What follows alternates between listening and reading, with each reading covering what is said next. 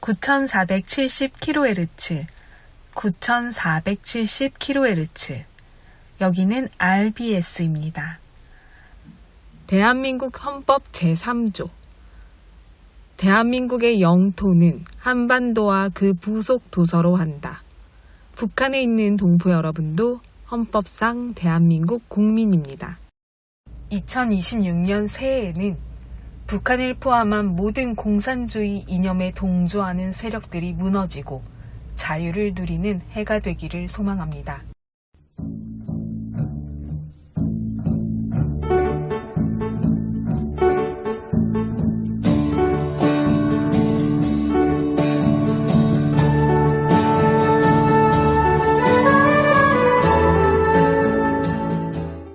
인생은 아름다워 라는 영화가 있습니다. 로베르토 베니니 감독이 직접 주인공으로 출연했던 이 영화는 1997년 개봉되었던 이탈리아 영화입니다. 저도 TV에서 명작으로 많이 접했는데요. 당시 배경은 2차 세계대전 때 홀로코스트 독일의 나치 히틀러가 유대인을 대학살하던 시기였습니다. 주인공은 유대인으로 나옵니다. 세상적으로 내세울 것 없는 유머와 순수한 마음을 지닌 남자 귀도는 우연히 도라라는 여자를 여러 번 마주하게 됩니다. 둘은 운명적 만남처럼 서로에 대한 사랑을 키워갔고 가정을 이룹니다. 자녀의 생일날 들이닥친 군인들이 귀도와 아들을 납치해갑니다. 어디로 갔는지 행방을 쫓은 아내 도라도 목적지를 알 수 없는 남편과 아들이 탄 기차에 따라 올라탑니다. 기차의 목적지는 수용소였습니다. 수용소에 생활을 하게 되었지만 6살 난 아들에게 생일을 맞이해서 준비한 거대한 게임이라며 아들을 안심시킵니다. 수용소의 모든 어른들이 아이를 위해 게임인 것처럼 행동해 줍니다. 그리고 죽음으로 향하는 모든 상황에서 아버지이자 남편인 귀도의 사랑은 마침내 아내와 아들을 살리게 됩니다. 그리고 자신은 죽게 됩니다. 이 영화는 참 특이한 점이 있었습니다. 주인공들은 정작 슬프게 울지 않는데요. 관객들은 눈물을 쏟는다는 것이었습니다. 저 역시 영화가 끝난 이후에도 자리를 한참 뜨지 못하고 흐르는 눈물을 주체할 수 없이 펑펑 울었는데요.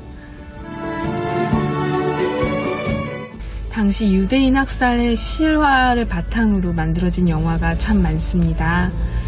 전쟁이 패하면서 풀려나게 된 유대인들의 이야기들이 영화로 그려진 것인데요.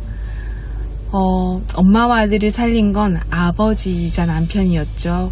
가족에 대한 사랑과 메시지는 희망이었습니다. 영화 제목은 내용 그대로였다는 생각을 했습니다. 인생은 아름다워. 희망이 있고 사랑이 있으면 인생은 어떤 고난 속에서도 아름답다는 것으로 기억되는 영화였습니다. 우리 동포 여러분들도 인생은 아름다워 영화 기억하시고 보실 수 있는 상황이 꼭 되기를 소망합니다. 함께 통일이 되어보면 가장 좋겠습니다. 오늘도 찬양으로 RBS 시작합니다. 찬양 후에 날씨 예보 전해드립니다.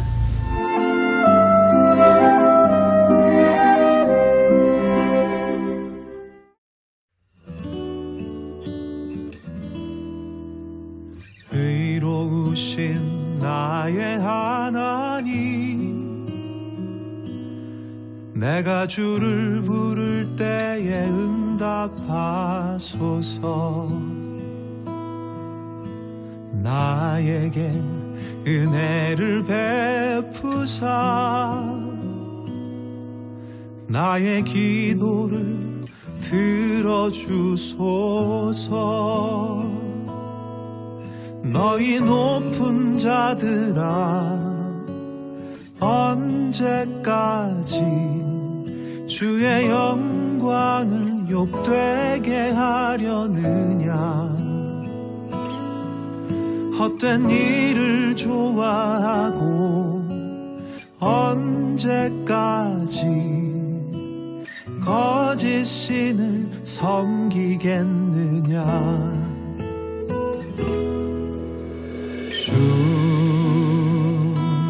주님께서는 너의 헌신을 돌보고 기억하신다.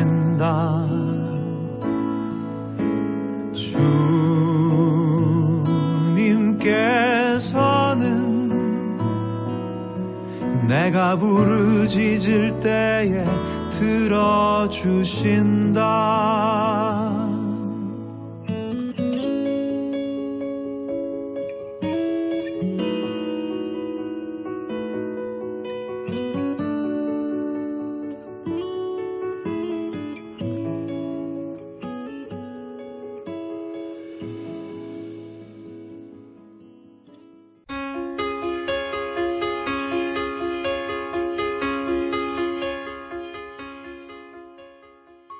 북한 종합 날씨 예보입니다.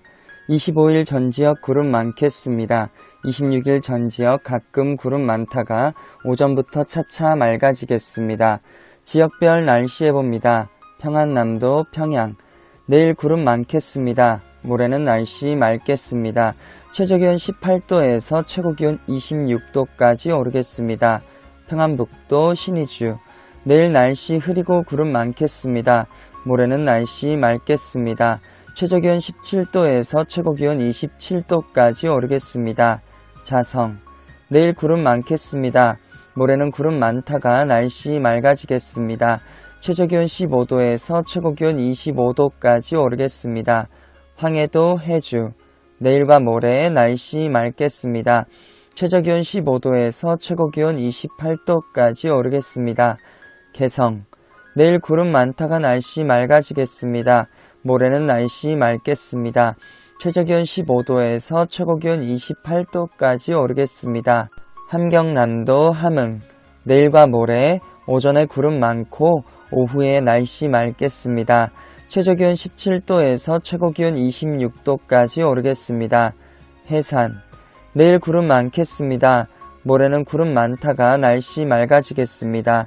최저기온 13도에서 최고기온 24도까지 오르겠습니다. 함경북도 청진 내일 구름 많겠습니다. 모레는 구름 많다가 날씨 맑아지겠습니다. 최저기온 15도에서 최고기온 21도까지 오르겠습니다. 무산 내일 구름 많겠습니다. 모레는 날씨 맑겠습니다. 최저기온 9도에서 최고기온 19도까지 오르겠습니다. 바다 날씨 예보입니다. 동해 북부 앞바다와 먼바다 내일 구름 많겠습니다. 모레는 앞바다는 구름 많다가 날씨 맑아지겠고 먼바다는 구름 많겠습니다. 파고는 앞바다 0.5에서 1m, 먼바다 1에서 2m 되겠습니다. 서해 북부 앞바다와 먼바다 내일 구름 많고 가끔 비 오다가 오후부터 날씨 맑아지겠습니다. 모레는 앞바다는 날씨 맑겠고 먼바다는 날씨 맑다가 구름 많아지겠습니다. 파고는 앞바다와 먼바다 0.5m 되겠습니다. 오늘의 말씀 이 하나님은 영원히 우리 하나님이시니 그가 우리를 죽을 때까지 인도하시리로다. 시편 48편 14절 말씀. 아멘. 이상 날씨였습니다.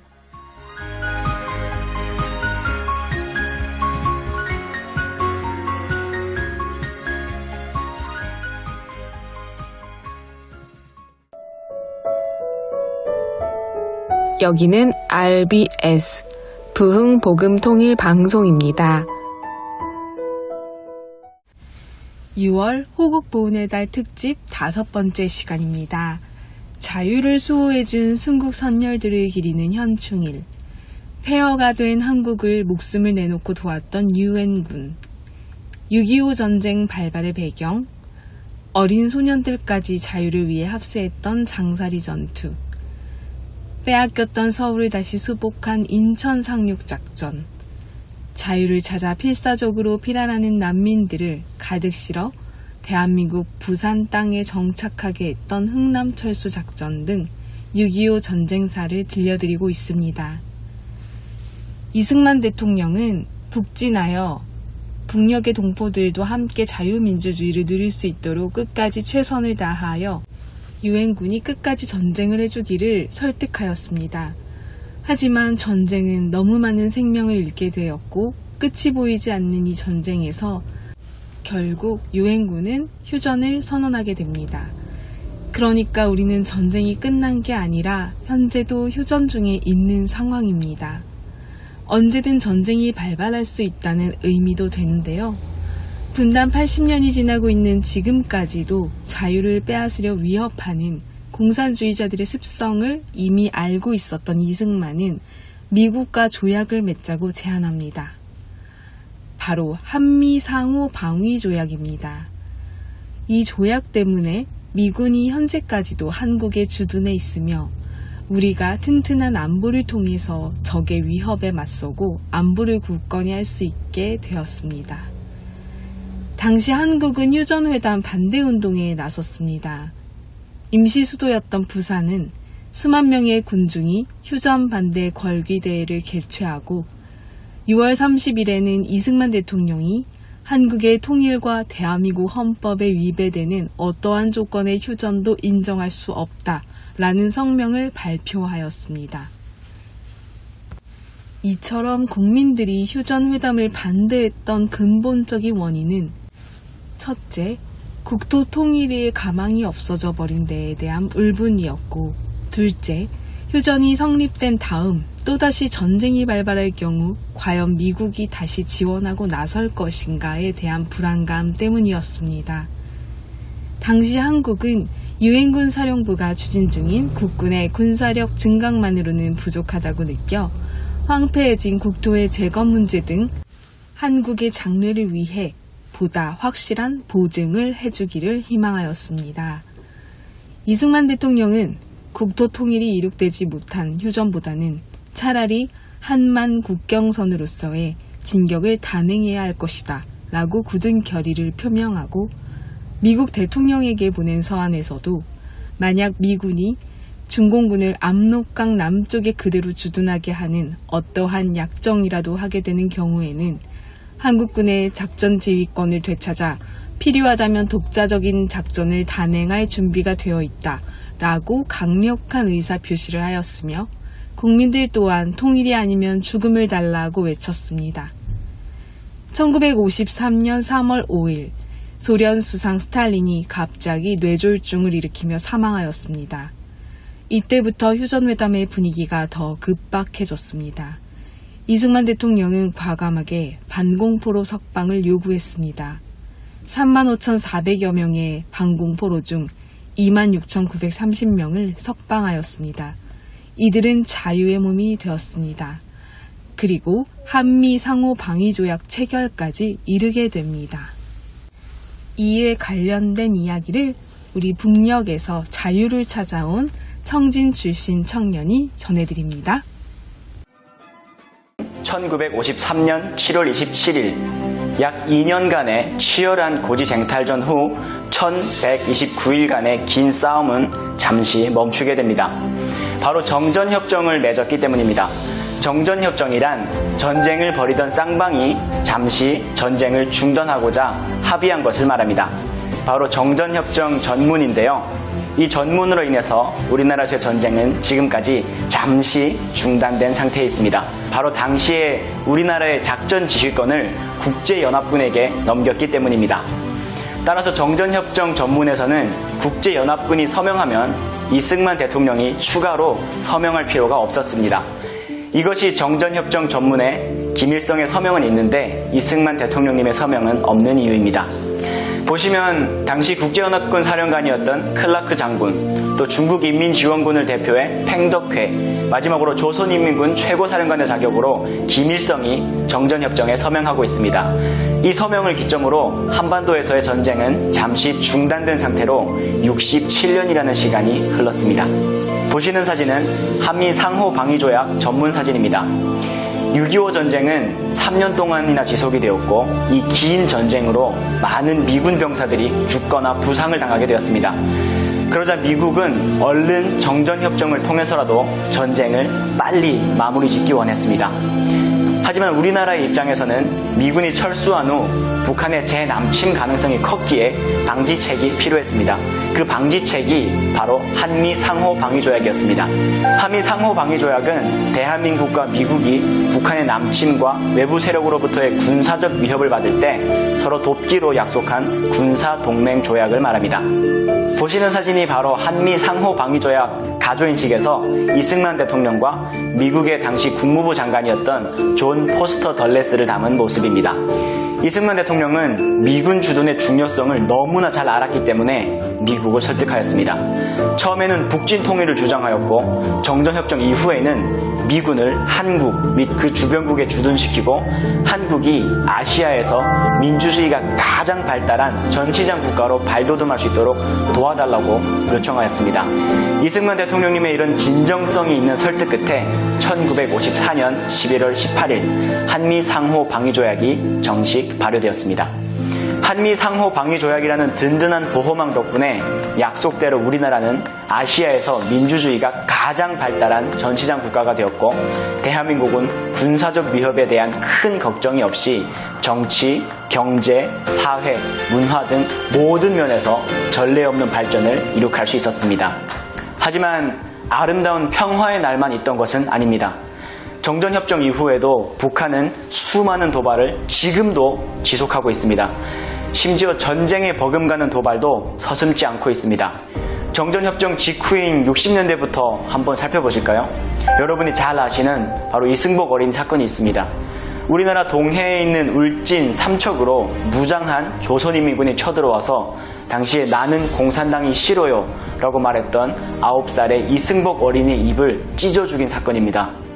저도 또 여러분도 공산주의가 얼마나 위험한지 알고 확실하게 말할 수 있어야 됩니다. 저는 공산당이 싫습니다. 북한의 만행은 계속 이어집니다.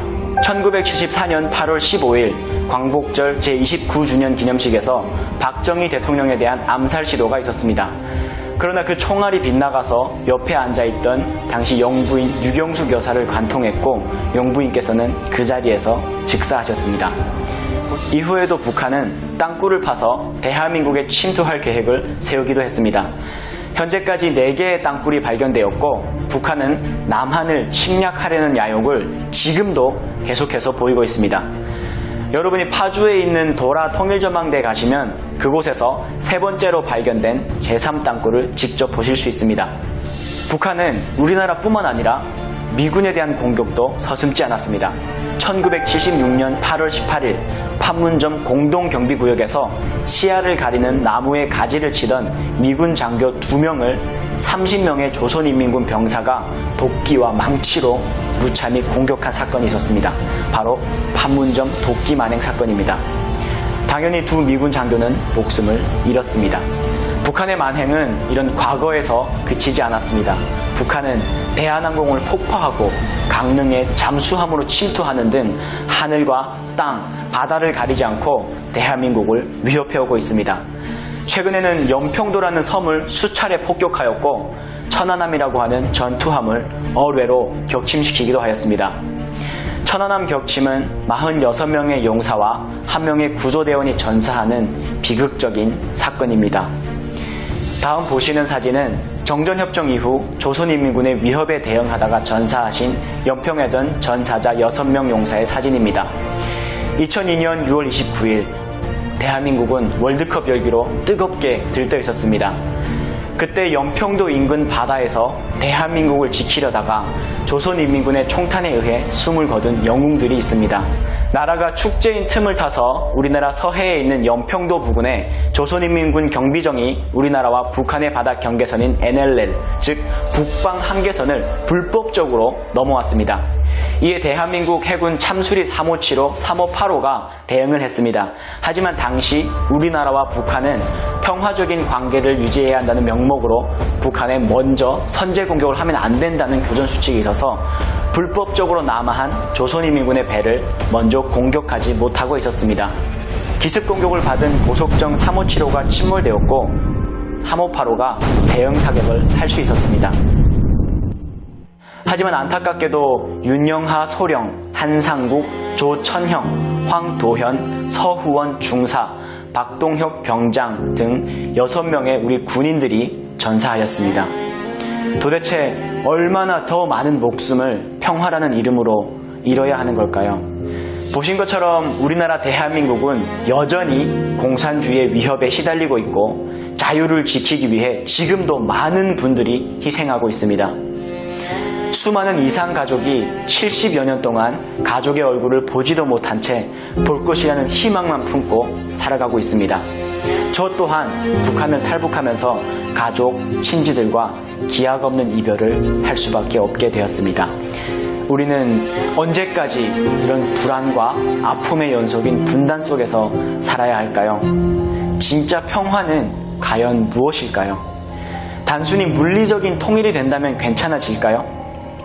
북한의 체계가 그대로 건재하다면 절대로 불가능합니다. 진정한 평화는 자유라는 가치가 없이는 이루어지기 어려운 것입니다. 그렇기에 먼저는 북한 주민들이 공산주의, 김일성 3부자의 우상체제에서 벗어나 자유를 알고 진정한 인권을 누리며 살 수 있는 나라가 다시 세워져야 합니다. 북한 정권은 우리가 전쟁의 책임을 물어야 할 대상입니다. 그렇지만 한 인간의 그릇된 권력 욕심으로 인해 억울하게 죽어가고 있는 북한 주민들은 우리의 가족입니다. 가족을 위해 우리는 절대로 희망을 버리면 안 됩니다. 더 나아가 북한 주민의 자유를 지키고 현재 우리 곁에 있는 가족을 지키는 길은 대한민국의 안보가 더욱 튼튼해지는 길입니다. 우리나라가 튼튼히 서 있고 북한에 대한 자유와 인권이 회복되길 소망하는 우리의 그 바람을 포기하지 않는다면 머지않아 반드시 자유의 세상에서 통일이 우리에게 웃으며 다가올 것입니다.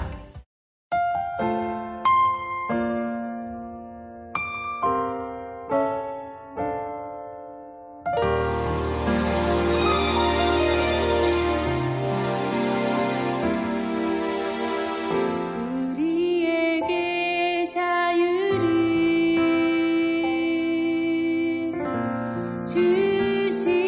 주시려고 위대한 일을 행하셨네. 하나님 구원의 역사. 우리 방문 있다.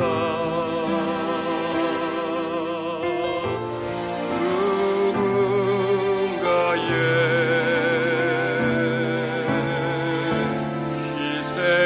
희생함으로 주어진 것 대가로 얻어지는 자유, 이 소중한 자유, 주님 주신 자유. 그러므로 너희는 굳세게 서서 다시는 종의 멍에 매지 말라.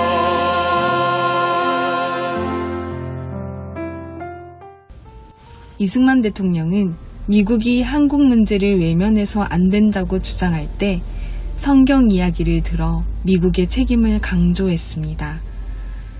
요셉이 형들에게 팔려 이집트 노예가 됐던 이야기, 강도 만난 자를 놓은 선한 사마리아인의 이야기를 예로 들며 한국이 겪고 있는 고통을 외면하지 말아야 한다고 호소했습니다.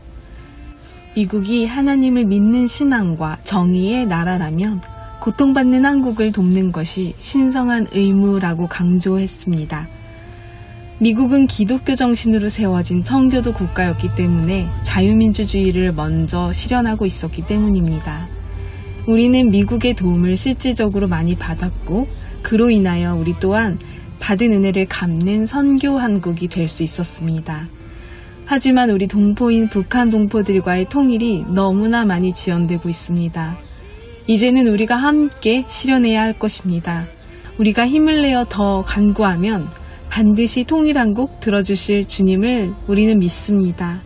지금까지 보여줬던 한국의 역사이기 때문입니다. 북녘 동포 여러분, 통일이 머지 않은 것 같습니다. 이승만 대통령께서 북녘 동포 여러분을 자유대한민국으로 함께 하나가 되는 모습을 보고 싶어 했던 그 간절한 유언을 우리가 꼭 함께 이루는 승리의 역사를 볼 것입니다. 자유, 이 소중한 자유, 주님 주신 자유. 북녘 동부 여러분, 주님 안에서 정말 많이 사랑합니다. 저는 금요일 밤 11시에 또 찾아올게요. 서울에서 방한나였습니다. 멍에 매지